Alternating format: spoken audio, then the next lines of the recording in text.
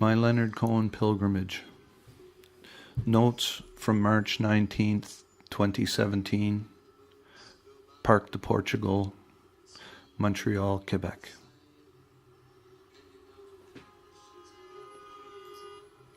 It's around 2 in the afternoon on Sunday, and I'm in the little park across from Leonard's apartment. Lots of snow on the ground, and it's blindingly bright, but warm enough to sit here and write. Amazing what an unassuming little home it is in this very working class neighborhood. I would love to live here. And funny, I was thinking that just yesterday as I walked by, not realizing that Leonard's apartment was right here. I just went into a little dépanneur across the way from Leonard's place, and the clerk told me that he used to come in quite frequently to buy O. Henry bars. He showed me where he would pick them up. He's everywhere in this neighborhood. And all around the park, there's street art and graffiti. The neighborhood is alive and very much worthy of an artist. I'd like to come back and sit in the park and write some poetry, and I think I will. I met a French lady here who's as big a fan as I am, and she told me some stories about when Leonard lived here. She said he bought the building in 1978. I can only imagine the songs and poetry that were written in that apartment, and I can imagine him sitting in this park late at night, smoking, maybe drinking wine.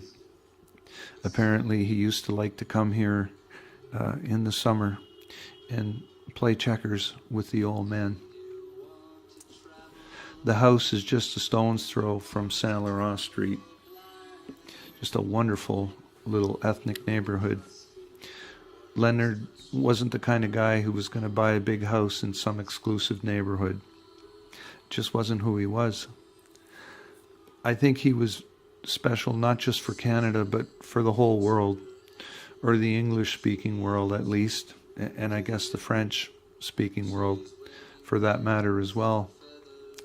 Not only was his music truly great, but it was also truly accessible.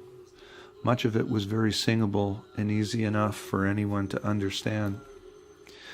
People pay so much attention to the lyrics that I sometimes feel that they forget what absolutely beautiful melodies he wrote.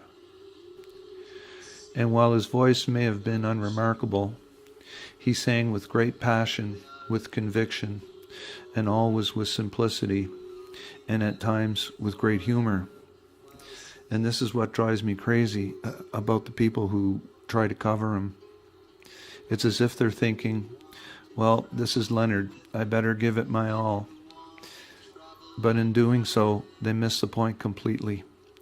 Leonard was always understated as a singer, and it seems to me that those artists who go way over the top when they perform his material really don't understand it or him.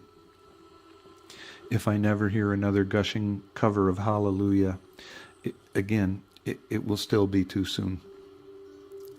His music has been butchered by the likes of Katie Lang and Bono, but through stars like that who have covered the material, it has also passed into the lexicon of music lovers the world over. I wish I had met him, and not just a handshake and an autograph, but a night of heavy drinking into the wee hours of the morning. I always felt connected to him, and my affection is genuine. He made me weep with the beauty of his work more times than I can count. And he set the bar pretty damned high.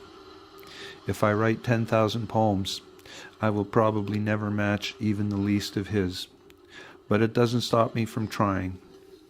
And although I don't think about it when I'm writing, I believe that he has been a great influence on me, and that I would probably be a very different kind of a writer had I never known his work.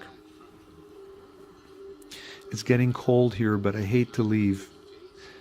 It feels like I'm spending time with Leonard. I left a little letter on his door, tried to tell him what he meant to me. It's hard to quantify that. He did what a true artist should do. He touched me, inspired me, encouraged me. He made me think about my own life and question both it and my values. He set the bar very high in terms of integrity and honesty in writing. He was a very brave writer, and I have tried to be brave in my own way, to express everything that is in my heart with the same kind of abandon. But it's not an easy thing. When I first heard Famous Blue Raincoat at about age 16, I was astonished that any writer could be that courageous, that honest, and that loving. So I guess it's time to go now. Thank you, Len. Thanks for everything, for sharing your voice, your music, your poetry. We loved you. Truly we did, and ever we will.